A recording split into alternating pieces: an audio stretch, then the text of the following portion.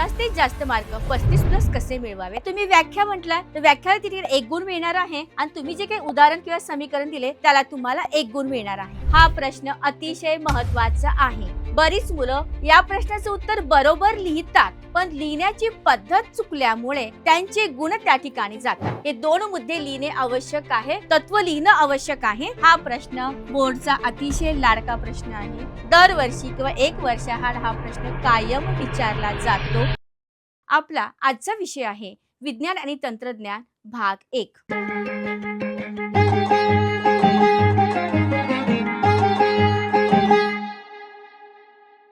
हा व्हिडिओ का पाहावा आणि विज्ञान विषयाचा पेपर सोडवताना कोणती काळजी घ्यावी यामध्ये आपण परीक्षेच्या प्रश्नपत्रिकांचा पॅटर्न बघणार आहोत. उत्तर कसे लिहावे आणि पेपर प्रेझेंटेशन कसं करावं हे आपण समजून घेणार आहोत.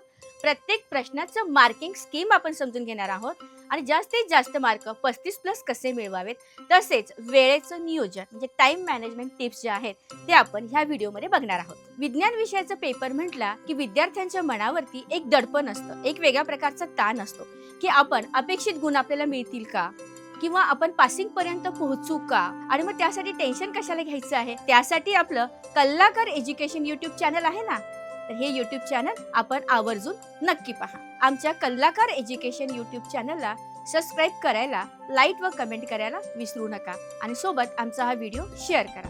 विज्ञान भाग 1 या विषयासाठी प्रश्नपत्रिकेचं स्वरूप कसं असणार आहे ते आपण बघणार आहोत. विज्ञान भाग 1 या विषयासाठी एकूण 40 गुण त्या ठिकाणी आहेत आणि एकूण 4 प्रश्न त्यामध्ये विचारले जातात. तर 4 प्रश्नामध्ये प्रश्न पहिला अ जो आहे 2 भागामध्ये विभाजित केलेला आहे. प्रत्येक भागाला म्हणजे प्रश्न पहिला अ ला इथे 5 गुण दिलेले आहेत. त्यानंतर इथे प्रश्न दुसरा ब ला 5 गुण इथे दिलेले आहेत. त्यानंतरचा पुढचा प्रश्न तो प्रश्न दुसरा पण 2 भागामध्ये विभाजित केलेला आहे. त्यातला पहिला प्रश्न जो आहे प्रश्न दुसरा अ हा 4 गुणांसाठी आहे आणि प्रश्न दुसरा ब जो आहे तो एकूण 6 गुणांसाठी आहे. असे एकूण या ठिकाणी 10 गुण मिळतात आणि पहिल्या प्रश्नाला एकूण इथे 10 गुण मिळतात. त्यानंतर येते आपण प्रश्न क्रमांक 3. प्रश्न क्रमांक 3 मध्ये एकूण 15 गुणांचा तो प्रश्न आहे. त्यामध्ये एकूण 8 पर्याय दिलेले असतात. 8 पैकी प्रत्येक 5 पर्याय तुम्हाला सोडवायचे असतात आणि प्रत्येक प्रश्नाला एकूण 3 गुण असतो. अशा प्रकारे हा प्रश्न 3 एकूण 15 गुणांचा होतो. आणि प्रश्न 4 जो आहे याच्यामध्ये एकूण 2 पर्याय दिलेले असतात. दोघांपैकी कुठलाही एक प्रश्न तुम्हाला सोडवायचा असतो आणि त्या प्रश्नाला एकूण असतात 5 गुण. तर अशा प्रकारे प्रत्येक प्रश्नाची गुण विभागणी या ठिकाणी दिलेली आहे. आता आपण बघणार आहोत की विज्ञान विषयाच्या प्रश्नपत्रिकेमध्ये कोणत्या प्रकारचे प्रश्न प्रश्नानुसार विचारले जातात. त्यातला पहिला प्रश्न आपण घेतोय. प्रश्न पहिला अ जो आहे यामध्ये बहुपर्यायी प्रकारचे प्रश्न विचारले जातात. त्यासाठी एकूण गुण आहेत 5. ठीक आहे. त्यानंतर आता आपण बघतोय प्रश्न पहिला ब. प्रश्न पहिल्या ब मध्ये मात्र वेगवेगळ्या प्रकारचे प्रश्न त्या ठिकाणी विचारले जातात. तर आपण कोणकोणते प्रश्न प्रकार या ठिकाणी विचारले जाणार आहेत ते आपण बघतोय. तो पहिला प्रश्न आहे प्रकार आहे तो चुकी बरोबर, जोड्या लावा, वेगळा घटक ओळखा, एका वाक्यात उत्तरे लिहा, व्याख्या, उदाहरणे, नियम आणि रिकामी जागा. असे एकूण 8 प्रश्न प्रकारापैकी कुठलेही 5 प्रश्न प्रकार या प्रश्न पहिल्या ब मध्ये विचारले जातात.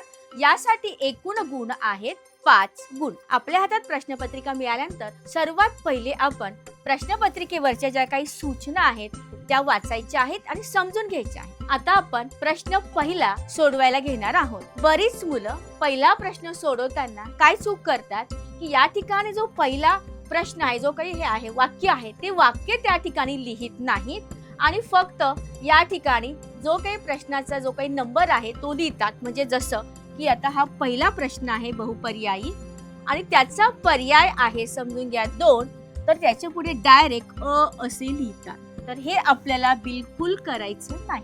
विज्ञानामध्ये तुम्हाला हे पूर्ण वाक्य लिहायचं आहे आणि त्याचा जो काही पर्याय आहे तो तुम्हाला इथे लिहायचा आहे. तो म्हणजे आता या ठिकाणी गण 2 आणि त्याच्या खाली तुम्हाला अंडरलाईन छानपैकी करायची आहे, जेणेकरून तुम्ही जे काही शब्द लिहिला आहे, जो पर्याय लिहिला आहे, त्या ठिकाणी परीक्षकाची नजर पटकन अशी पडेल. तर अशा प्रकारे आपल्याला हे सगळे प्रश्न प्रकार व्यवस्थितपणे लिहायचे आहेत. कुठेही शॉर्टकट मारायचा नाही. पहिला प्रश्न आता आपण वाचूया. अल्कधर्मी मृदा धातूंची संयुजा 2 आहे, म्हणजे त्यांची आधुनिक आवर्त सारणीतील जागा डॅश डॅश मध्ये आहे. तर याच्यामध्ये योग्य पर्याय आहे गण 2, जो आपण इथे लिहिलेला आहे. त्यानंतर प्रश्न दुसरा आपण बघूया. ज्या अभिक्रियांमध्ये अभिकारकांमधील आयनांची अदलाबदल होऊन अवक्षेप तयार होतो, अशा अभिक्रियांना डॅश डॅश असे म्हणतात. या ठिकाणी पर्याय तुम्हाला दिलेले आहेत. संयोग अभिक्रिया, अपघटन अभिक्रिया, विस्थापन अभिक्रिया आणि दुहेरी विस्थापन अभिक्रिया. या ठिकाणचा पर्याय जो आहे दुहेरी विस्थापन अभिक्रिया, तो तुम्हाला इथे पूर्ण लिहायचा आहे. अशा प्रकारे आपल्याला हे प्रश्न सोडवायचे आहेत. आता आपण बघतोय प्रश्न पहिला अ मधला तिसरा प्रश्न. काय आहे तो? विजेच्या बल्बमध्ये कुंतल बनवण्यासाठी टिंबटिंब धातूचा उपयोग करतात. पर्याय दिलेले आहेत नायक्रो, तांबे, टंगस्टन आणि अल्युमिनियम. तर या ठिकाणी जो धातू आहे तो आहे टंगस्टन. त्याचा पर्याय तुम्हाला इथे लिहायचा आहे. चौथा प्रश्न. एका पारदर्शक माध्यमातून दुसऱ्या पारदर्शक माध्यमात प्रकाश जाताना त्याची मार्गक्रमणाची दिशा बदलते, यालाच प्रकाशाचे टिंबटिंब म्हणतात. या ठिकाणी पर्याय आहे परावर्तन, अपस्करण, विकिरण आणि अपवर्तन. तर या ठिकाणी जो पर्याय आहे तो आहे अपवर्तन. पाचवा प्रश्न. CaO plus H2O arrow CaOH twice plus उष्णता ही टिंबटिंब प्रकारची अभिक्रिया आहे. या ठिकाणी 4 पर्याय आहेत.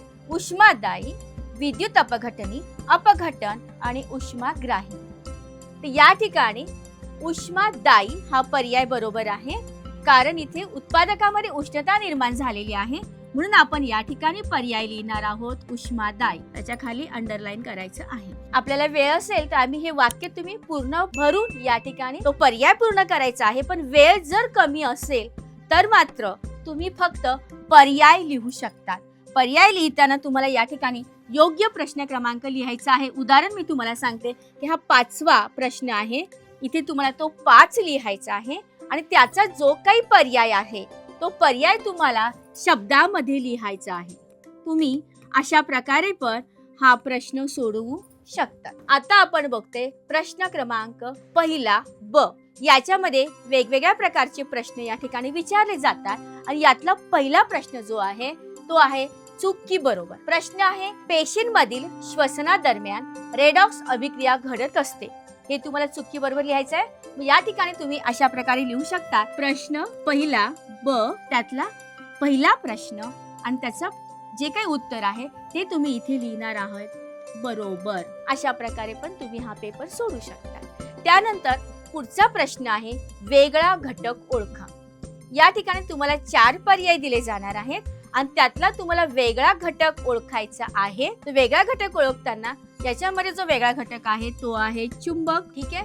मग या ठिकाणी आपण आता कसं लिहिणार? हा प्रश्न पहिला ब तुम्ही तर लिहिलेला आहेच. आता एकाच्या खाली तुम्ही सरळ हा 2 नंबर इथे टाकायचा आहे आणि जो वेगळा घटक आहे तो लिहायचा आहे चुंबक. त्यानंतर तिसरा प्रश्न जो आहे ताऱ्यांच्या लुकलुकण्याचे कारण काय? हा एका वाक्यातला प्रश्न आहे आणि त्याचं उत्तर आहे प्रकाशाचं अपवर्तन. यामुळे तारे लुकलुकतात. तुम्ही एका शब्दामध्ये लिहू शकतात प्रकाशाचे अपवर्तन. आणि अगदी जर छान प्रेझेंटेशन द्यायचं असेल तुम्ही मात्र पूर्ण वाक्यामध्ये ते कारण लिहू शकता. आता या ठिकाणी पुढचा प्रश्न आहे योग्य जोडी जुळवा. स्तंभ अ स्तंभ ब लिहायचा आहे, कारण आपण जोड्यांचा प्रश्न सोडवतो आहे आणि हा पहिला अस्तंभ मधला शब्द फिक्स असणार आहे. त्यासाठी लागणारा पर्याय तुम्हाला याच्यातनं शोधायचे आहे आणि तिथे तुम्हाला एकूण 3 पर्याय दिलेले आहेत. 3 पैकी योग्य पर्याय तुम्हाला त्याच्या समोर लिहायचा आहे. बरेच विद्यार्थी असा प्रश्न पूर्ण लिहितात आणि अशी लाईन मारतात, तर असं आपल्याला बिलकुल करायचं नाही आहे. लिहिताना नेहमी स्तंभ अ आणि स्तंभ ब असं आपण लिहिणार आहोत. आणि या ठिकाणी जो काही पहिला पर्याय आहे साधा सूक्ष्मदर्शक. आता याच्या पुढे योग्य पर्याय काय आहे? घड्याळ दुरुस्ती करणे. तो सरळ तुम्ही लिहायचा आहे. म्हणजे अशा प्रकारे हा प्रश्न आला पाहिजे. बरीच मुलं काय करतात, घड्याळ दुरुस्त करणे एवढंच लिहितात. तर असं करायचं नाहीये, कारण प्रश्नात योग्य जोडी जुळवायचा आहे तर आपल्याला दोन्ही जोड्या तिथे लिहिणं अपेक्षित आहे. नंतरचा 5वा प्रश्न आहे 0 डिग्री सेल्सिअस ते 4 डिग्री सेल्सिअस या तापमानादरम्यान असणाऱ्या पाण्याच्या आचरणास काय म्हणतात? म्हणजे हा प्रश्न प्रकार पण एका वाक्यातील प्रश्न प्रकार आहे आणि यासाठी जो तुम्ही पूर्ण वाक्यात लिहू शकतात किंवा शॉर्टमध्ये लिहू शकतात पाण्याचे असंगत आचरण. हा एक शब्द लिहिला तरी चालेल. तर बरीच मुलं काय करतात या प्रश्नांमध्ये हे सगळं वाक्य लिहितात आणि मग याच्यानंतर जो महत्वाचा शब्द आहे पाण्याचे असंगत आचरण तेच त्या ठिकाणी ते काहीतरी वेगळंच लिहितात. मग अशा वेळेला त्या ठिकाणी त्यांचे ते गुण त्या ठिकाणी जातात. मग मुलं काय म्हणतात बऱ्याच वेळा की आम्ही तर उत्तर लिहिलंय बरोबर, पण उत्तर लिहिलंय पण तुम्ही हे 5-7 शब्द लिहिले त्याला ते उत्तर मानतात. आणि जो महत्वाचा शब्द आहे पाण्याचं असंगत आचरण तो शब्द तिथे नसल्यामुळे त्याचे गुण त्या ठिकाणी कमी होतात. म्हणून सर्वात महत्वाचे पाण्याचे असंगत आचरण हा सर्वात महत्वाचा शब्द आहे. तो आला की तुम्हाला आरामात त्या ठिकाणी 1 मार्क मिळतात. आता आपण बघणार आहोत प्रश्न दुसरा. प्रश्न दुसरा हा अ आणि ब या 2 विभागात विभागलेला असून प्रश्न दुसरा अ हा ज्याच्यामध्ये शास्त्रीय कारणे विचारले जातात आणि हा प्रश्न एकूण 4 गुणांचा असतो. इथे एकूण 3 पर्याय दिलेले असतात, त्यापैकी 2 पर्याय आपल्याला सोडवायचा असतं. म्हणजे प्रत्येक प्रश्नाला या ठिकाणी 2 गुण आहेत. त्यानंतरचा जो प्रश्न आहे प्रश्न दुसरा ब याला एकूण 6 गुणांचा हा प्रश्न आहे आणि त्याच्यामध्ये सगळे मिक्स प्रकारचे प्रश्न या ठिकाणी विचारले जातात. ते प्रश्न प्रकार कोणकोणते आपण बघूया. सर्वात पहिला प्रकार आहे उपयोग लिहा. त्यानंतर व्याख्या इथे विचारल्या जातात. कुठल्याही 2 व्याख्या या ठिकाणी विचारल्या जाऊ शकतात किंवा कुठलेही 2 नियम या ठिकाणी विचारले जाऊ शकतात. त्यानंतर एका वाक्यातला एक प्रश्न त्याचं उदाहरण त्याला जोडून आणि किंवा त्या ठिकाणी समीकरण हे विचारले जाऊ शकतं. म्हणजे एका वाक्यातला प्रश्न म्हणजे उदाहरण द्यायचं झालं संयोग अभिक्रिया म्हणजे काय, म्हणजे त्याची व्याख्या तुम्हाला तिथे द्यायची आहे प्लस त्याचं एक उदाहरण तुम्हाला समीकरणासह तिथे स्पष्ट करायचं आहे. मग तुम्ही व्याख्या म्हटलं तर व्याख्याला तिथे 1 गुण मिळणार आहे आणि तुम्ही जे काही उदाहरण किंवा समीकरण दिले त्याला तुम्हाला 1 गुण मिळणार आहे. त्यानंतरचा प्रश्न 5वा फरक स्पष्ट करा. हा प्रश्न अतिशय महत्वाचा आहे. बरीच मुलं या प्रश्नाचं उत्तर बरोबर लिहितात पण लिहिण्याची पद्धत चुकल्यामुळे त्यांचे गुण त्या ठिकाणी जातात. उदाहरण द्यायचं झालं तर या ठिकाणी वस्तुमान आणि वजन याच्यामधला फरक स्पष्ट करायला जेव्हा सांगितलं जातं तर त्या ठिकाणी मुलं इथे वस्तुमान असं लिहितात आणि वस्तुमान लिहिल्यानंतर अंडरलाईन ॲरो करून त्याच्या पुढे त्याचे 4 पॉइंट जे आहेत ते लिहितात आणि मग त्याच्या खाली वजन हा शब्द लिहितात आणि मग अंडरलाईन ॲरो करून त्याचे 1, 2, 3, 4 असे पॉइंट लिहितात. अशा प्रकारे फरक स्पष्ट करतात जे आपल्याला बिलकुल करायचं नाही आहे. तर आपल्याला काय करायचं आहे फरक स्पष्ट करताना तुम्हाला त्या ठिकाणी 2 कॉलम प्रॉपर बनवायचे आहेत अशा पद्धतीने आणि मग या ठिकाणी तुम्हाला वस्तुमान आणि मग या ठिकाणी तुम्हाला वजन असं लिहायचं आहे आणि मग अशा प्रकारे त्याच्याशी रिलेटेड असणारे पॉइंट तुम्हाला या ठिकाणी भरायचे आहे. या पद्धतीने तुम्ही जर हा प्रश्न सोडवला तर तुम्हाला या ठिकाणी नक्कीच 2 पैकी 2 गुण मिळू शकतात. 6व्या प्रकारचा प्रश्न आहे समस्येवर उपाय. तिथे तुम्हाला एक समस्या मांडली जाणार आहे आणि त्याच्यावरती कुठलेही 2 उपाय तुम्हाला विचारले जातील. ते 2 उपाय तुम्हाला मांडायचे आहेत कारण प्रश्न 2 मार्काचा आहे, 2 उपाय सफिशियंट आहेत. आणि त्यानंतर गणितीय प्रकारचा एखादा प्रश्न तुम्हाला विचारले जाऊ शकतात. असे एकूण 7 प्रकारचे प्रश्न आहेत. त्यातले कुठलेही 5 प्रकार प्रश्नपत्रिकेत विचारले जाऊ शकतात. तुम्ही जर या 7ही प्रकारच्या प्रश्नांची तयारी केली असेल तर तुम्हाला आरामात 5 प्रश्न सोडवता येतील आणि तुम्हाला याचे एकूण 6 गुण आरामात मिळू शकतात आणि शास्त्रीय कारणाचे 4 गुण. अशा प्रकारचा हा प्रश्न दुसरा जो आहे तो 10 गुणांचा पूर्ण होतो. आता आपण बघतोय प्रश्नपत्रिकेमध्ये आलेला प्रश्न दुसरा अ शास्त्रीय कारणे लिहा. इथे तुम्हाला 3 पर्याय दिलेले आहेत आणि यापैकी कुठलेही 2 तुम्हाला इथे सोडवायचे आहेत. एकूण गुण आहेत 4. पहिला प्रश्न काय आहे आवर्तामध्ये डावीकडून उजवीकडे जाताना अणु आकार कमी होत जातो. याचं कारण तुम्हाला द्यायचं आहे आणि कारण लिहिताना या ठिकाणी तुम्ही मुद्देसहित जर लिहिलं तर तुम्हाला सहजासहजी मार्क या ठिकाणी मिळतात. आता याचं उत्तर कसं लिहायचं आहे की पहिला पॉइंट आवर्तामध्ये डावीकडून उजवीकडे जाताना अणु अंक जो आहे एका एकानं वाढत जाते. जसे कक्षेत इलेक्ट्रॉन वाढत जातात म्हणजेच केंद्रकावरील धनप्रभार एक एककाने वाढत जातो व भर पडलेला इलेक्ट्रॉन हा असलेल्या बाह्यतम कवचात जमा होतो. हा जर मुद्दा लिहिला असेल तर तुम्हाला 1 मार्क या ठिकाणी मिळतात. दुसरा मुद्दा वाढीव केंद्रकातील धनप्रभारामुळे इलेक्ट्रॉन केंद्रकाकडे अधिक खेचले जातात व त्यामुळे अणूचे आकारमान कमी होत जाते. म्हणजेच आवर्तामध्ये डावीकडून उजवीकडे जाताना अणूची त्रिज्या ही कमी होत जाते. हे 2 मुद्दे लिहिणे आवश्यक आहे. ज्याला जास्तीत जास्त मार्क घ्यायचे त्यांनी हे 2 मुद्दे आवश्यक आहे. ज्याला पासिंग पर्यंत कव्हर करायचं आहे तरी दोघांपैकी एक मुद्दा जरी लिहिला तरी त्याला 2 पैकी 1 मार्क या ठिकाणी आरामात मिळेल. पुढचा प्रश्न आहे, विद्युत पारेषणासाठी तांब्याच्या किंवा अॅल्युमिनियमच्या तारांचा उपयोग करतात. याचं तुम्हाला कारण लिहायचं आहे. याचे कारण पण या ठिकाणी 2 मुद्द्यांमध्ये आपण लिहू शकतो. तांबे व अॅल्युमिनियम उत्तम विद्युत वाहक आहेत, हा एक पर्याय तुम्हाला लिहायचा आहे. तो जर तुम्ही लिहिला तर तुम्हाला 1 गुण त्या ठिकाणी मिळतो. तुम्हाला पुढचं आठवण नसेल तर काही हरकत नाही, पण 1 मार्क तुम्हाला मिळाला. पण ज्याला टॉप मध्ये जायचं आहे त्याने मात्र पुढचा मुद्दा लिहिणं आवश्यक आहे. तांबे व अॅल्युमिनियमची रोधकता खूप कमी असल्यामुळे त्यातून विद्युतधारेचे वहन होत असताना निर्माण होणाऱ्या उष्णतेचे प्रमाण त्या ठिकाणी कमी असते आणि म्हणून विद्युत पारेषणासाठी अॅल्युमिनियमच्या तारांचा वापर त्या ठिकाणी केले जातात. अशा प्रकारे प्रत्येक मुद्द्याला 1-1 गुण आहेत आणि असे 2 गुण तुम्हाला या ठिकाणी मिळतात. आता तिसरा प्रश्न आहे, काही देशांमध्ये पेट्रोलची कार्यक्षमता वाढवण्यासाठी त्यामध्ये इंधन इथेनॉल एक समावेशी इंधन म्हणून मिसळतात. आता बऱ्याच वेळा पेट्रोलची कार्यक्षमता वाढवायची आहे तर इथेनॉलचा वापर त्याच्यामध्ये केला जातो. मग तो वापर कशासाठी करतात, काय कारण आहे ते आपण बघूया.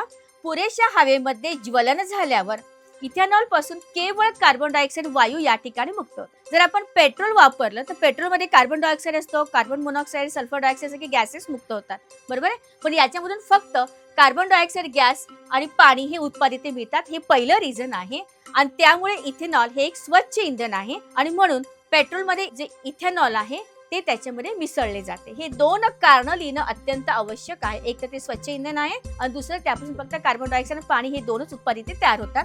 प्रत्येक मुद्द्याला 1-1 गुण, अशा प्रकारे 2 गुण आपल्याला ह्या कारणामध्ये मिळू शकतात. आणि शॉर्ट मध्ये तुम्ही 1-1 जरी मुद्दा लिहिला तर ठीक आहे, तुम्हाला 6 मार्क नाही मिळणार पण 3 मार्क तुम्हाला आरामात मिळतात. आता आपण बघतोय प्रश्न दुसरा ब.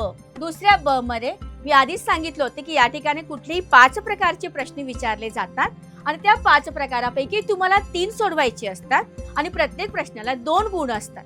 ठीक आहे, तर याच्यामध्ये पहिला प्रश्न आहे, पदार्थाच्या विशिष्ट उष्माधारिकतेच्या मापनासाठी कोणत्या तत्वाचा वापर करतात. हा पहिला प्रश्न झाला आणि त्याला जोडून दुसरा प्रश्न आहे की ते तत्व लिहा. म्हणजे साहजिकच नुसतं तत्वाचं कोणतं तत्व आहे ते लिहून चालणार नाहीये, तत्व लिहिणं आवश्यक आहे आणि अशा प्रकारे 2 गुण तुम्हाला मिळतात. तर बघू हा प्रश्न कसा सोडवलाय. या ठिकाणी पदार्थाच्या विशिष्ट उष्माधारकतेच्या मापनासाठी जे तत्व वापरलं जातं ते सर्वात महत्वाचं आहे उष्णता विनिमयाचे तत्व. हा शब्द फार महत्वाचा आहे. हे बाकीचे शब्द तुम्ही जरी नाही लिहिले तरी चालतील, पण उष्णता विनिमयाचे तत्व हे लिहिणं आवश्यक आहे, कारण त्या 2 शब्दांसाठीच आपल्याला 1 मार्क त्या ठिकाणी मिळतो. त्यानंतरचा दुसरा मुद्दा आहे की तत्व कोणतं आहे. उष्णता विनिमयाचं तत्व तर तुम्ही लिहिले, पण ते तत्व लिहिणं आवश्यक आहे. काय आहे उष्णता विनिमयाचं तत्व, तर या ठिकाणी तत्व आहे उष्ण वस्तूने गमावलेली उष्णता इज इक्वल टू थंड वस्तूने ग्रहण केलेली उष्णता. हे तत्व आहे आणि हे तत्व अतिशय महत्वाचं आहे आणि हे दोन्ही जर तुम्ही लिहिले असतील ना तर तुम्हाला 1-1 करून 2 गुण पूर्णपणे मिळतात. त्यानंतरचा दुसरा प्रश्न, लोखंडी दरवाजावर गंज चढू नये म्हणून तुम्ही काय करा. आता आपला हा प्रश्न जो आहे तो दैनंदिन जीवनातला आहे. जरी तुम्ही पाठांतर नाही केलं तर तुम्ही आरामात त्या ठिकाणी एखादा मुद्दा लिहून तुम्हाला ते मार्क या ठिकाणी मिळू शकतात. काय काय करू शकतो आपण.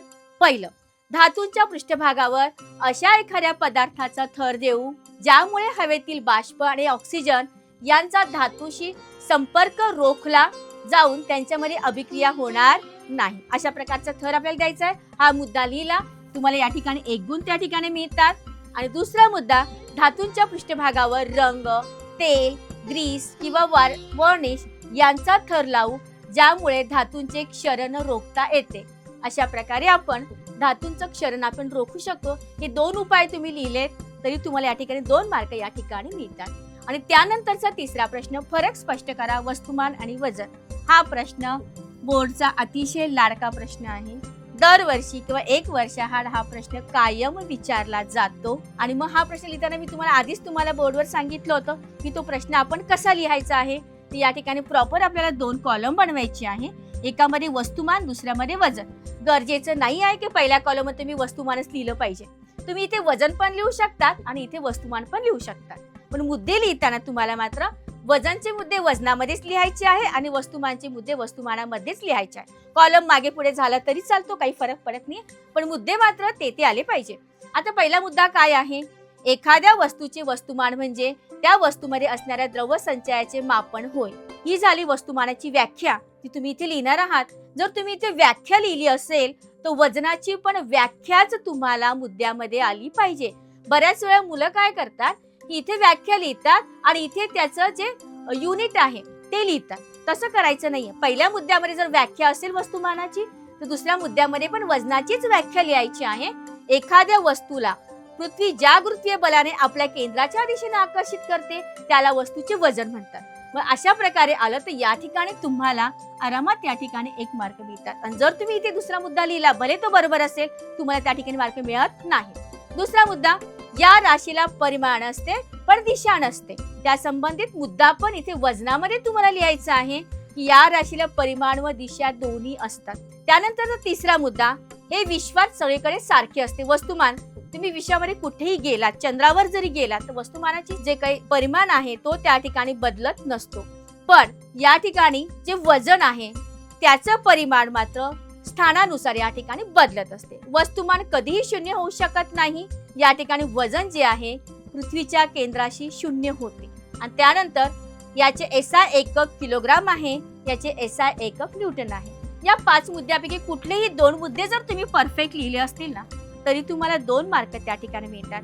आणि रिस्क नको म्हणून तुम्ही 3-4 मुद्दे जे सोपे आहेत ते तुम्ही आरामात लिहू शकतात. म्हणजे तुम्हाला पैकीच्या पैकी ते 2 मार्क या ठिकाणी मिळतात. अशा प्रकारे आपण फरक स्पष्ट करायचा प्रश्न आपण पूर्ण केलेला आहे. आता आपण जाते प्रश्न 4. दिवाळीच्या फटाक्यांमध्ये रॉकेट हा एक प्रकारचा फटाका असतो.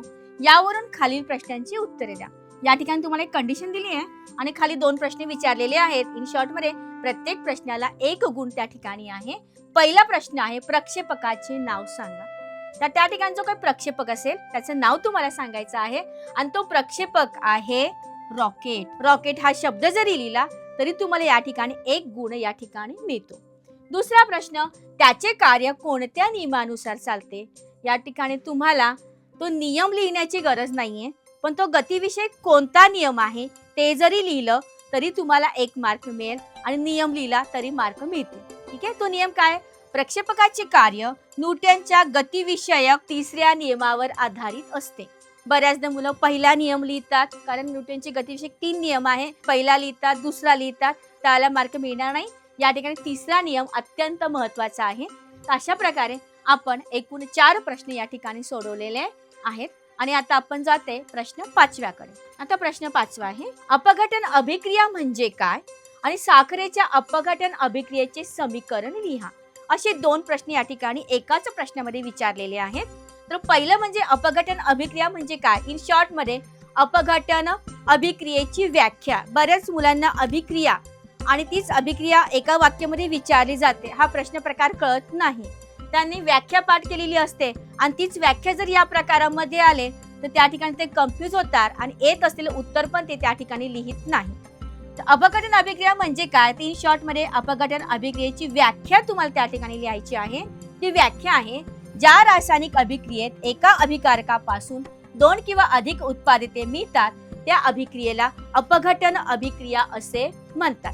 ही तुम्ही व्याख्या लिहिली तिथे तुम्हाला 1 गुण या ठिकाणी मिळाला. आता या ठिकाणी ठीक आहे, तुम्हाला जर त्याचं अपघटन अभिक्रियेचं समीकरण नाही मिळालं हरकत नाही, 1 गुण तुमचा या ठिकाणी फिक्स झालाय. पण जर कुणाला येत असेल तर मात्र त्याने ते समीकरण लिहायचं आहे. ते समीकरण इथे दिलेलं आहे. हा पहिला मुद्दा झाला. आणि हा दुसरा C12H22O11 सॉलिड, याला आपण उष्णता दिली, 12 कार्बन या ठिकाणी फॉर्म होतो प्लस 11 H2O म्हणजे पाण्याची वाफ या ठिकाणी तयार होते. हे समीकरण तुम्ही जर पूर्ण लिहिलं त्यावेळेला मात्र तुम्हाला 1 गुण मिळेल. असे तुम्हाला या ठिकाणी या प्रश्नाचे 2 गुण या ठिकाणी कव्हर होतात. आता आपण बघते प्रश्नपत्रिकेमधला मुख्य प्रश्न क्रमांक 3. या ठिकाणी कुठलेही विभाग नाही आहेत अ किंवा ब. यामध्ये एकूण 8 उपप्रश्न दिलेले असतात. त्या 8 पैकी आपल्याला 5 उपप्रश्न सोडवायचे असतात आणि प्रत्येक उपप्रश्नाला एकूण 3 गुण त्या ठिकाणी दिलेले असतात. आता ते 3 गुण दिलेले असतात मग ते प्रश्न पण मोठेच असणार आहेत. मग आता कोणत्या प्रकारचे प्रश्न यामध्ये विचारले जाणार आहेत ते आपण बघूया. सर्वात पहिला आकृतीवर आधारित प्रश्न.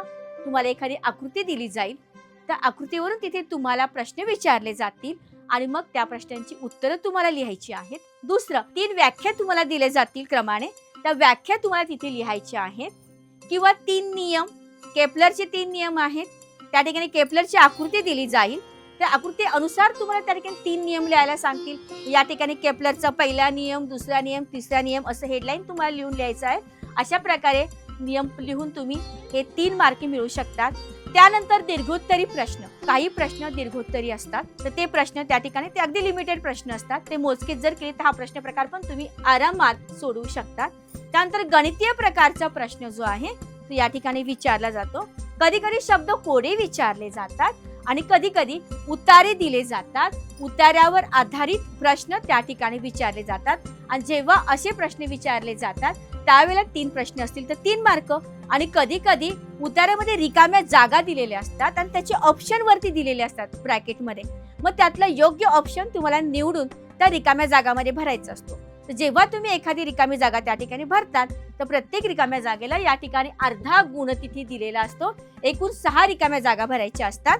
अशा प्रकारे तुम्ही अर्धा अर्धा गुण मिळून तुम्हाला 3 रिकाम्या जागा आपण या ठिकाणी उतार्यावर आधारित प्रश्नांमध्ये आपण भरू शकतो. किंवा एखादा तक्ता दिला जाईल, त्या तक्त्यामध्ये 3 कॉलम रिकामे असतात, तुम्हाला ते कॉलम त्या ठिकाणी भरायचे असतात. आणि अशा प्रकारे हा प्रश्न प्रकार आपण या ठिकाणी पूर्ण करू शकतो. यातले तुम्हाला 5 सोडवायचे असतात. असे 15 मार्क तुम्हाला आरामात मिळणार. आता आपण बघतोय प्रश्न तिसरा. प्रश्न तिसऱ्या मधला पहिला प्रश्न जो गणितीय स्वरूपाचा दिलेला आहे. काय आहे तो प्रश्न?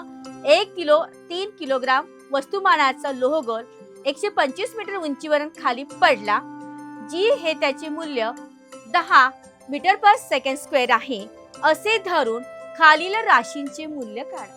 गणितीय स्वरूपाचा प्रश्न आहे. तर यामध्ये काय सांगितले? पहिलं, जमिनीपर्यंत पोहोचण्यासाठी लागलेला कालावधी आपल्याला काढायचा आहे आणि जमिनीपर्यंत पोहोचताना असलेला वेग आपल्याला इथे कॅल्क्युलेट करायचा आहे.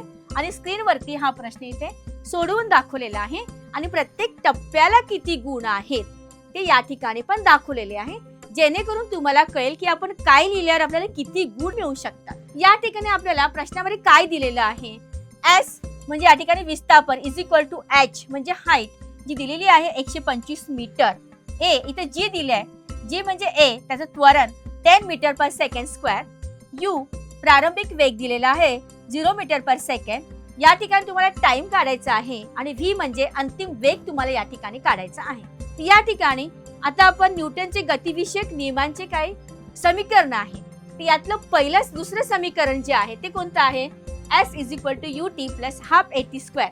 तुम्ही हे समीकरण जरी तुम्हाला त्यावेळेला आठवलं ना आणि ते तुम्ही लिहिलं तरी तुम्हाला इथे अर्धा गुण या ठिकाणी मिळतो. आणि पुढे जर हा प्रश्न अर्ध्या गुणामध्ये झाला म्हणजे आता समजा तुम्हाला पूर्ण प्रश्नामध्ये 10.5 गुण मिळालेत, याचा अर्धा गुण मिळाला. पहिले 10 मिळालेत आणि हे 10.5 झाले. 10.5चे नंतर राऊंड फिगर मध्ये 11 होतं. म्हणून असे छोटे छोटे अर्ध्या मार्काचे जरी प्रश्न असतील म्हणजे पर्याय असतील तर तुम्ही ते लिहा. त्यानंतर पुढे जाऊन तुम्ही या ठिकाणच्या ज्या दिलेल्या व्हॅल्यू आहेत त्या व्हॅल्यू तुम्ही सूत्रामध्ये या ठिकाणी ठेवायचे आहे. एस काय आहे? 125 बरोबर इथे यू आहे 0 गुणिले टी जो आपल्याला काढायचा आहे प्लस 1/2 गुणिले 10 जी ए ची व्हॅल्यू आहे आणि गुणिले टी स्क्वेअर. तुम्ही व्हॅल्यू लिहिल्या तुम्हाला या ठिकाणी अर्धा गुण मिळाला. इथपर्यंत जरी सोडवलं तरी तुम्हाला 1 गुण या ठिकाणी मिळतो. त्यानंतर तिसरं कॅल्क्युलेशन करा. कॅल्क्युलेशन केल्यानंतर जी काय व्हॅल्यू येते 125 is equal to z into t is equal to 0 होतं. 1/2 डिवायडेड बाय 10 डिवायडेड बाय 2 म्हणजे या ठिकाणी आपण जर केलं तर या ठिकाणी 5 येतं. मग काय येतं? 5t square. आपण इथं 125 is equal to 5t square या ठिकाणी लिहितं. कॅल्क्युलेशन झालेलं आहे. मग t square is equal to 125 divided by t. या ठिकाणी टी स्क्वेअरची व्हॅल्यू जी आहे ती येते 25 या ठिकाणी येते. आणि जर टी स्क्वेअरचं आपण वर्गमूळ काढलं तर या ठिकाणी आन्सर येतं 5s. तुम्ही कॅल्क्युलेशन केलं तुम्हाला अर्धा गुण मिळाला आणि तुम्ही टी ची व्हॅल्यू काढली तुम्हाला अर्धा गुण मिळाला. अशा प्रकारे तुम्ही ह्या प्रश्नामध्ये 2 गुण तर आरामात मिळालेले आहेत. आता आपण पूर्ण वाक्यामध्ये उत्तर लिहायचं आहे. लोहगोल जमिनीपर्यंत पोहोचण्यासाठी लागलेला कालावधी 5 सेकंद. हे पूर्ण आपण केलेलं आहे. आता प्रश्न पहिल्यामधला हा दुसरा प्रश्न, जमिनीपर्यंत पोहोचताना असलेला वेग आपल्याला या ठिकाणी बघायचा आहे. या ठिकाणी आपण सोडवलेलं आहे. न्यूटनचा गतिविषयक पहिलं समीकरण आपल्याला या ठिकाणी लिहायचं आहे. त्या समीकरणाला इथे अर्धा गुण आहे. ते समीकरण आहे v is equal to u plus a t. या ठिकाणी आपण त्याचे व्हॅल्यूज प्लेस केलेले आहे. या ठिकाणी u ची व्हॅल्यू ऑलवेज 0 आहे. या ठिकाणी ए जे आहे त्याची व्हॅल्यू 10 आहे आणि या ठिकाणी 5 आपण ऑलवेज जो टाइम काढलेला आहे 5 सेकंद तो आपण इथे फिल केलेला आहे आणि v इज इक्वल टू म्हणजे 0 ते 0च राहिला 10 गुणिले 5 या ठिकाणी 50 मीटर पर सेकंद हा अंतिम वेग त्या लोहगोलाचा जमिनीपर्यंत पोहोचण्याचा असणार आहे. मग अशा प्रकारे तुम्ही जर हा प्रश्न सोडवला तर ऑलवेज पहिल्या याच्यामध्ये तुम्हाला 2 गुण मिळालेले आहेत आणि जर तुम्ही हा सोडवू शकलात हा मुद्दा तर तुम्हाला 2.5 गुण त्या ठिकाणी मिळतील आणि जर तुम्ही पूर्णच जर सोडवला तर तुम्हाला 3 गुण पूर्ण मिळतात. म्हणजे हा प्रश्न जरी अवघड वाटत असला तरी शक्य होईल तेवढा सोडवण्याचा प्रयत्न करावा. दुसरा प्रश्न आहे वर्णनावरून मूलद्रव्याचे नाव व संज्ञा सांगा. मग या ठिकाणी काय केलेलं आहे, या ठिकाणी वर्णन केलेलं आहे आणि त्याच्यावरून तो मूलद्रव्य कोणता आहे त्याचं नाव तुम्हाला सांगायचं आहे. पहिलं आहे सर्वाधिक विद्युत ऋण अणू कोणता आहे. ठीक आहे, तर या ठिकाणी बाकी काही वाक्य नाही लिहिलं तरी चालेल, तुम्ही त्या विद्युत ऋण अणूचं म्हणजे त्या मूलद्रव्याचं नाव तुम्हाला लिहायचं आहे. तो आहे फ्लोरीन F2. हे नाव जरी लिहिलं तरी तुम्हाला इथे 1 गुण त्या ठिकाणी मिळतात. आणि जर अजून छान प्रेझेंटेशन हवं असेल तर तुम्ही हे पूर्ण वाक्य त्या ठिकाणी लिहू शकता जेणेकरून एक्झामिनर त्या ठिकाणी त्याच्यावरती एक वेगळ्या प्रकारची आपली छाप ठिकाणी पडते आणि मग त्या ठिकाणी सहज आपल्याला मार्क मिळायला मदत होते. त्यानंतरचा दुसरा प्रश्न आहे सर्वात कमी अणुवस्तुमानाचा अणू कोणता आहे त्याचं नाव लिहायचं आहे. तो आहे हायड्रोजन. मॉलिक्युलर फॉर्म्युला जरी लिहिला तरी चालेल किंवा तुम्ही हायड्रोजन शब्द लिहिला तरी चालेल, तरी तुम्हाला 1 गुण त्या ठिकाणी मिळतो.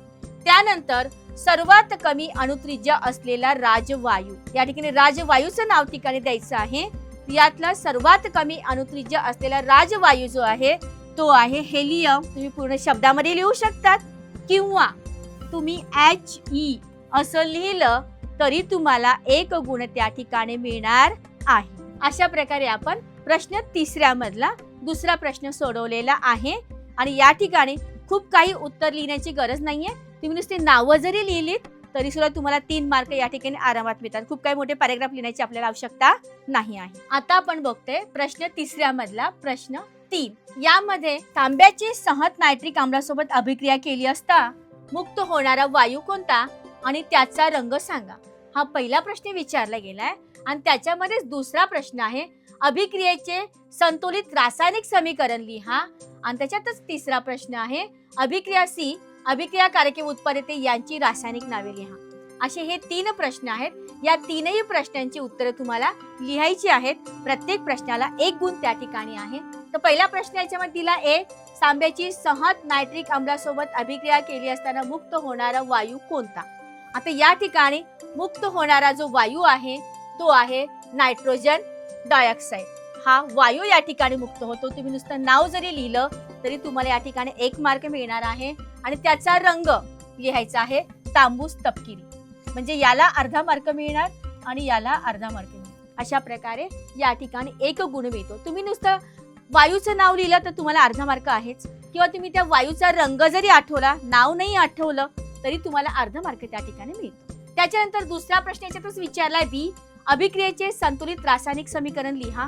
समीकरण तुम्हाला आठवत असेल संतुलित तर ते समीकरण लिहा आणि संतुलित करा ज्याचा तुम्हाला 1 गुण तुम्हाला मिळतो.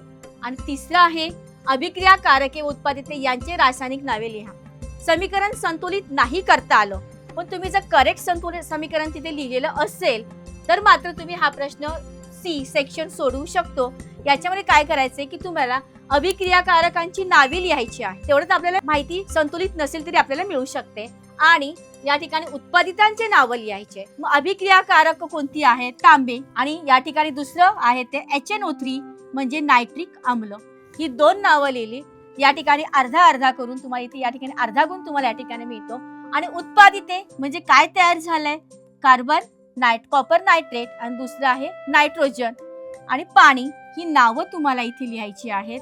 त्याचा तुम्हाला अर्धा गुण आणि अशा प्रकारे हा C सेक्शन 1 गुणाचा या ठिकाणी पूर्ण होतो. आणि आपल्याला ठीक आहे हा प्रश्न संतुलित नाही करता आला तर याचा 1 गुण याचा 1 गुण तुम्हाला आरामात मिळू शकतो. आणि तुम्ही जर संतुलित केलंच असेल तर याचा पण तुम्हाला 1 गुण या ठिकाणी मिळेल. आणि अशा प्रकारे आपण 3 गुणांचा प्रश्न पूर्ण करतो.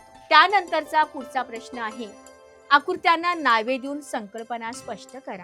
आता या ठिकाणी आकृत्यांना नावे देणं तर मुलांना सोपं जाणार आहे, पण संकल्पना स्पष्ट करा या ठिकाणी हा प्रश्न गोंधळात विद्यार्थ्यांना टाकणार आहे.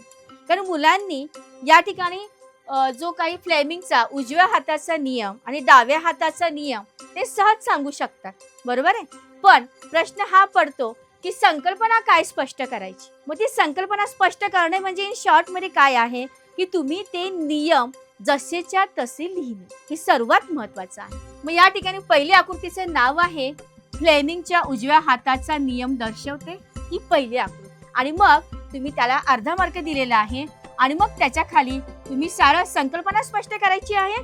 तर सरळ या ठिकाणी तुम्ही काय करायचं आहे, तो नियम तिथे लिहून टाकायचा. त्या नियमाला 1 मार्क आहे आणि 1 आणि अर्धा असे 1.5 मार्क पहिल्या टप्प्यामध्ये आपले पूर्ण होतात. दुसऱ्या याच्यामध्ये काय सांगितलंय, दुसरी आकृती ओळखायची आहे.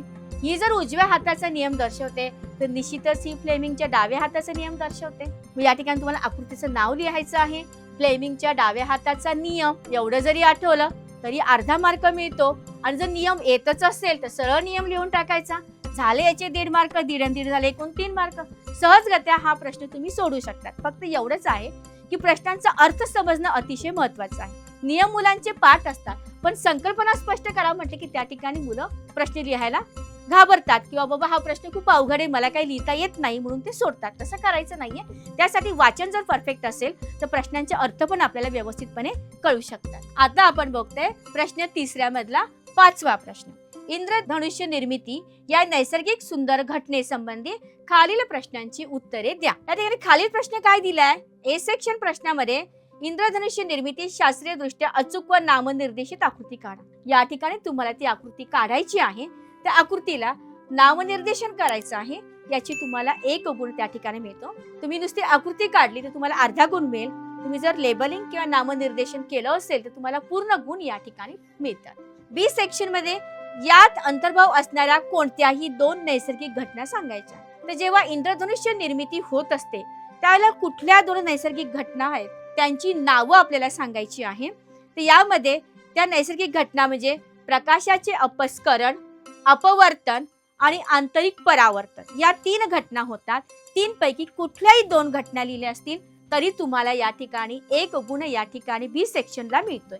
आणि 3रा आहे पाण्याचे अगदी लहान थेंब कशाप्रमाणे कार्य करतात. आता तुम्ही बघताय इंद्रधनुष्य निर्मिती ज्या वेळेला होत असते त्यावेळेला पाऊस आणि ऊन हे दोन्ही प्रक्रिया एकाच वेळेला जेव्हा होते तेव्हा ती इंद्रधनुष्य निर्माण होते.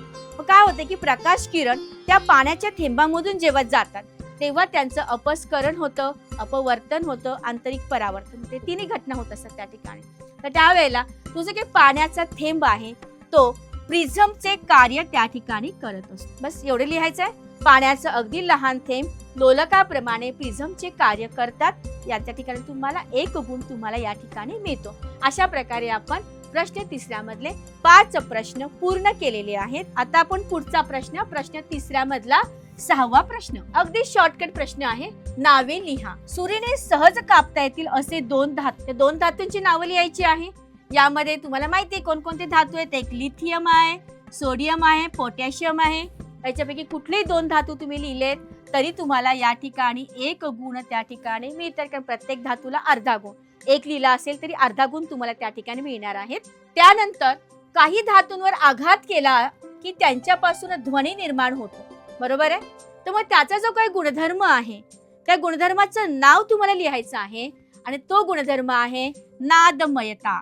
एखाद्या धातूवरती आघात केला की त्यापासून ध्वनी निर्माण होणारा जो गुणधर्म आहे त्याला आपण नादमयता असे म्हणतो. हा शब्द लिहिला तरी तुम्हाला 1 गुण त्या ठिकाणी मिळतात.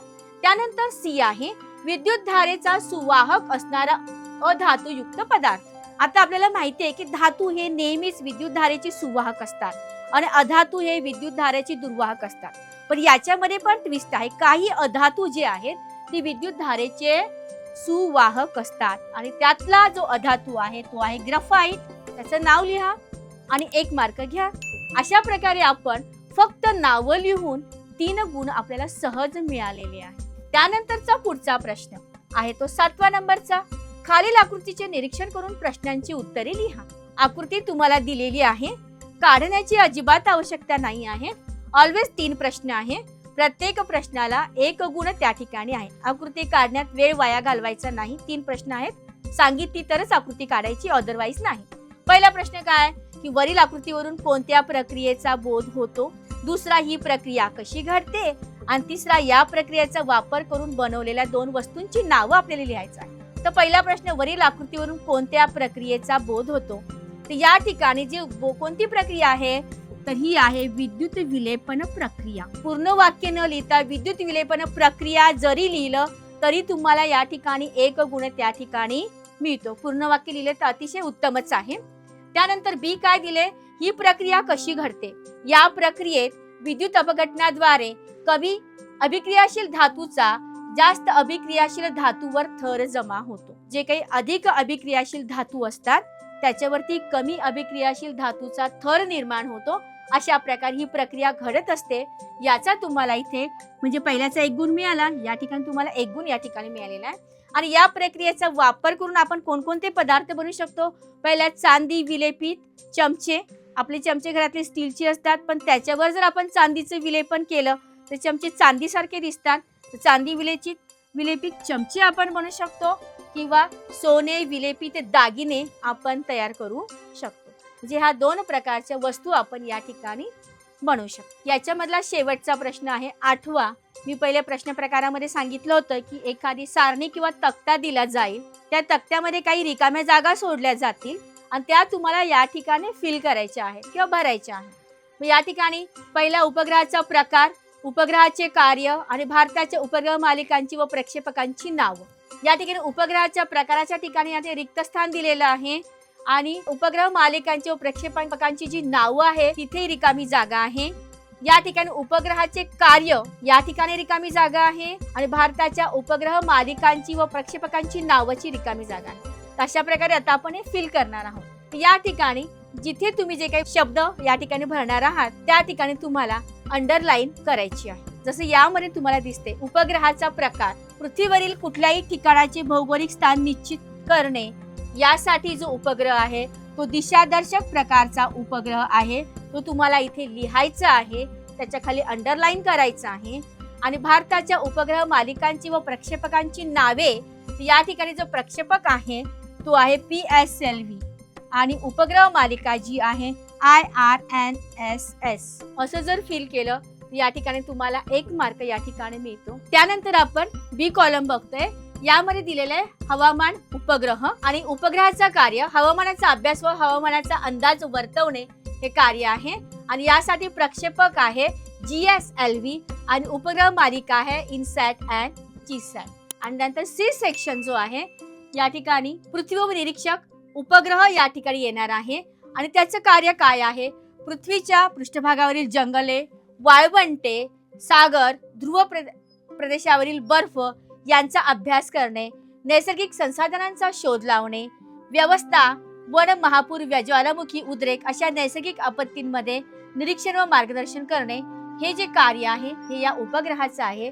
त्याचा प्रक्षेपक आहे PSLV आणि उपग्रह मालिका आहे IRS. तर अशा प्रकारे आपण या ठिकाणी जर फिल केलं तर या ठिकाणी या रिकाम्या जागेला अर्धा मार्क, याला अर्धा मार्क, या ठिकाणी अर्धा मार्क, इथे अर्धा मार्क, इथे अर्धा, इथे अर्धा, 1, 2, 3 मार्क सहज तुम्हाला मिळतात. आणि बाय चान्स एखादा पॉइंट चुकला हरकत नाही, 2.5 मार्क मिळतात.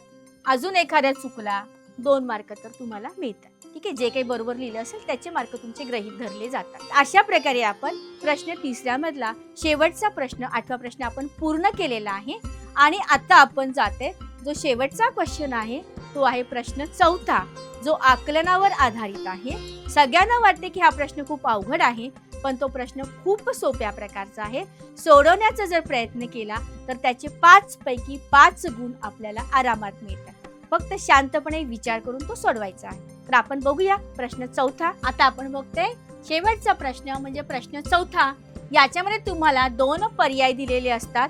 त्या 2 उपप्रश्नांपैकी 1 उपप्रश्न तुम्हाला सोडवायचा असतो. यातला पहिला जो उपप्रश्न आहे तो दिलेला आहे, मानवी डोळ्याची शास्त्रदृष्ट्या अचूक व नामनिर्देशित आकृती काढा. त्याच्यातलाच बी सेक्शन आहे, निरोगी मानवी डोळ्यासाठी सुस्पष्ट दृष्टीचे लघुत्तम अंतर किती आहे. तिसरा प्रश्न आहे, नाभीय अंतर आवश्यकतेनुसार बदल करण्याच्या नेत्रभिंगाच्या क्षमतेला काय म्हणतात आणि चौथा आहे कोणत्या दृष्टिदोषांमध्ये वयानुरूप भिंगाची नाभीय अंतर बदलण्याची क्षमता कमी होते. असे एकूण 4 उपप्रश्न पहिल्या सेक्शनमध्ये विचारलेले आहेत. यामध्ये पहिला प्रश्न आहे की मानवी डोळ्याची शास्त्रीयदृष्ट्या अचूक व नामनिर्देशित आकृती तुम्हाला काढायची आहे. यासाठी आकृतीसाठी तुम्हाला या ठिकाणी गुण दिलेले आहेत आणि योग्य नामांकनासाठी अर्धा गुण याप्रमाणे तुम्हाला या ठिकाणी 2 गुण तुम्हाला या ठिकाणी मिळतात जर योग्य नामनिर्देशित आकृती काढली असेल तर. त्यानंतरचा बी सेक्शन आहे निरोगी मानवी डोळ्यासाठी सुस्पष्ट दृष्टीचे लघुत्तम अंतर जे हवं आहे तो आहे 25 सेंटीमीटर. तुम्हाला पूर्ण वाक्य नसेल लिहायचं हरकत नाही, पण 25 सेंटीमीटर हा शब्द अत्यंत महत्वाचा आहे ज्याला तुम्हाला 1 गुण या ठिकाणी मिळतो. त्यानंतर नाभीय अंतर आवश्यकतेनुसार बदल करण्याच्या नेत्रभिंगाच्या क्षमतेला डोळ्याची समायोजन शक्ती म्हणतात. आता या ठिकाणी प्रश्न काय विचारला होता, भिंगाच्या क्षमतेला काय म्हणतात? त्याचं उत्तर आहे समायोजन शक्ती. समायोजन शक्ती एवढा शब्द जरी लिहिला तरी मार्क मिळतात.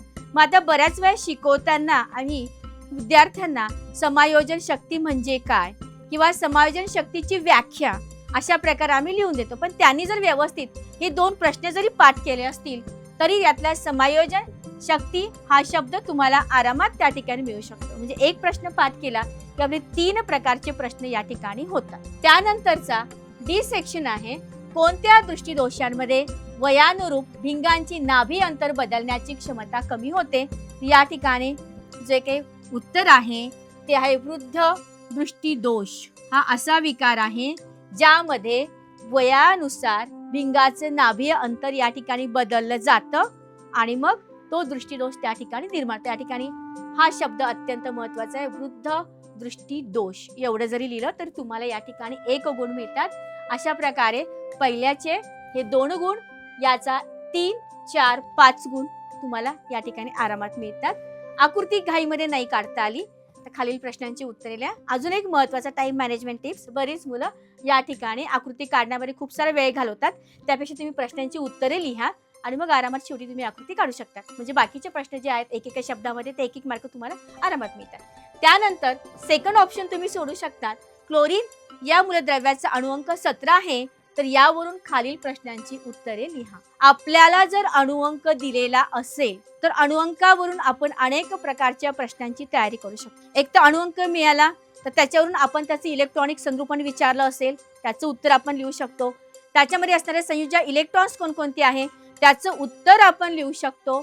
तिसरं की तो मूलद्रव्य त्याचं नाव जरी नसेल तरी तो कुठल्या गणामध्ये असतो, कुठल्या आवर्तामध्ये असतो याचं पण माहिती आपण फक्त इलेक्ट्रॉनिक संरूपण जर आपण लिहिलं अणुअंकावरून आपल्याला ह्या प्रश्नांची उत्तरे या ठिकाणी मिळतात.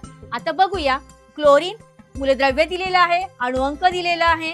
प्रश्न काय विचारलाय, क्लोरीनचे इलेक्ट्रॉनिक संरूपण लिहा. अणुअंक मिळाला की इलेक्ट्रॉनिक संरूपण काढण्याची प्रॅक्टिस जर केलेली असेल तर संरूपण पटकन लिहिता येतं. ते संरूपण आहे 2, 8, 7. पहिल्या आवर्तामध्ये 2 इलेक्ट्रॉन, दुसऱ्या आवर्तामध्ये 8 इलेक्ट्रॉन, शेवटच्या आवर्तामध्ये 7 इलेक्ट्रॉन. अशा प्रकारचे आपण इलेक्ट्रॉनिक संरूपण लिहिलं. तुम्हाला या ठिकाणी 1 गुण तिथे मिळालेला आहे. आता दुसरा प्रश्न काय विचारलाय, क्लोरीनच्या अणूच्या संयुजा कवचातील इलेक्ट्रॉन संख्या सांगा. मग आता तुम्ही जर इलेक्ट्रॉनिक संरूपण लिहिलं असेल, संयुजा कवच म्हणजे काय हे सर्वात पहिले समजून घेणं आवश्यक आहे. संयुजा कवच म्हणजे शेवटचं जे कवच आहे, पहिलं कवच 2, दुसरं कवच 8 आणि शेवटचं कवच 7. बरोबर आहे. तर शेवटच्या कवचामध्ये जी काही संख्या आहे ते तुम्हाला लिहायची आहे. या ठिकाणी शेवटच्या कवचातील किंवा संयुजा कवचातील इलेक्ट्रॉनची संख्या आहे 7. ते तुम्हाला तिथे लिहायची आहे. त्यानंतर तुम्हाला विचारलंय क्लोरीनचं रेणूसूत्र, ते तुम्हाला ऑलवेज माहिती आहे Cl2. एवढं लिहिलं तरी तुम्हाला 1 गुण त्या ठिकाणी मिळणार आहे. क्लोरीनचा रेणू निर्माण होताना कोणता बंध निर्माण होतो, या ठिकाणी नेहमी लक्षात ठेवायचं आहे की हे क्लोरीन हा अधातू आहे. अधातूंमध्ये नेहमी सहसंयुज बंध या ठिकाणी निर्माण होत असतो. बस बंधाचं नाव लिहिलं तरी तुम्हाला मार्क मिळतो. सहसंयुज बंध हा सर्वात महत्वाचा भाग उत्तरामधला तो तुम्हाला लिहायचा आहे. आणि शेवटी दिले आहे क्लोरीनच्या रेणूची इलेक्ट्रॉन ठिपका संरचना रेखाटन करा. या ठिकाणी हे रेखाटन जरी तुम्ही केलं तरी तुम्हाला या ठिकाणी 1 मार्क मिळतो. अशा प्रकारे आपण प्रश्न चौथा मधला जो दुसरा ऑप्शन आहे किंवा दुसरा पर्याय आहे तो आपण पूर्ण केलेला आहे आणि अशा प्रकारे आपण ही प्रश्नपत्रिका पूर्णपणे सोडवलेली आहे. ही प्रश्नपत्रिका सोडवताना वेळेचं नियोजन कसं करायचंय ते आपण या ठिकाणी बघणार आहोत. या ठिकाणी प्रश्न पहिला अ जो आपण सोडवणार आहोत 5 मार्कांसाठी आहे, ज्याच्यामध्ये बहुपर्यायी प्रश्न आहेत. त्यासाठी आपण वेळ देणार आहोत 10 मिनिट, म्हणजे प्रत्येक प्रश्न लिहायला 2 मिनिट. त्यानंतर प्रश्न पहिला ब जो आहे याच्यामध्ये पण आपल्याला 5 प्रश्न सोडवायचे आहेत. सेम ॲज इट इज प्रत्येक प्रश्नाला 2 मिनिट, इथे आपण दिले आहेत 10 मिनिट. प्रश्न दुसरा अ जेव्हा आपण सोडवायला घेतोय तुम्हाला या ठिकाणी 2 शास्त्रीय कारण तुम्हाला द्यायची आहेत, त्यासाठी आपण दिले 15 मिनिट, म्हणजे सेक्शन दुसरा अ इथे पूर्ण झालेला आहे. त्यानंतर प्रश्न दुसरा ब जो आहे त्याला आपण दिले 15 मिनिट. ठीक आहे, म्हणजे एकूण आपण इथे 30 मिनिट प्रश्न दुसऱ्याला घालवलेले आहेत आणि इथे आपण 20 मिनिट जी आहेत ते आपण प्रश्न पहिल्याला घालवलेले आहे. आता येथे आपण मोठा प्रश्न, आपल्या दृष्टीने खूप मोठा आहे पण ऍक्च्युअली तो खूप छोटा आहे. प्रश्न तिसरा, याला आपण देऊया 50 मिनिट. 5 सोडवायचे आहेत, ठीक आहे, वेळ घ्या. एका प्रश्नाला 10 मिनिट, काय हरकत आहे, वेळ भरपूर आहे. 50 मिनिटांमध्ये 5 प्रश्न सोडून होतात तुमचे.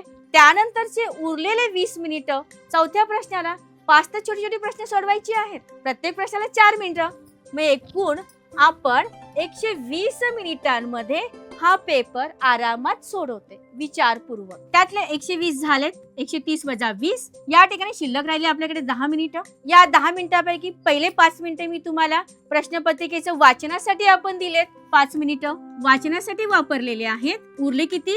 5 मिनिटं. या 5 मिनिटांमध्ये आपण शेवटच्या टप्प्यामध्ये आपण उत्तरपत्रिकेचं पुनरावलोकन करणार आहोत. जर काही ठिकाणी आपली चूक झाली असेल, कुठे अंडरलाईन करायचं राहिलं असेल किंवा आपल्याला एखाद्या प्रश्नाचं आठवलंय 5 मिनिटांमध्ये, त्यामध्ये ते 5 मिनिटं आपण या ठिकाणी वापरू शकतो आणि अशा प्रकारे आपण 130 मिनिटांमध्ये हा प्रश्न अतिशय उत्तम प्रकारे योग्य प्रेझेंटेशन करून आपण सोडू शकतो आणि आपल्याला चांगले ते चांगले मार्क या ठिकाणी आपल्याला मिळू शकतो. अशा प्रकारे जर आपण विज्ञान भाग 1 चा पेपर विचारपूर्वक सोडवला तर आपल्याला नक्कीच चांगले गुण मिळतील. आपल्याला हा व्हिडिओ आवडल्यास लाईक, शेअर आणि कमेंट करा आणि चॅनलला सबस्क्राईब करायला विसरू नका. All the best.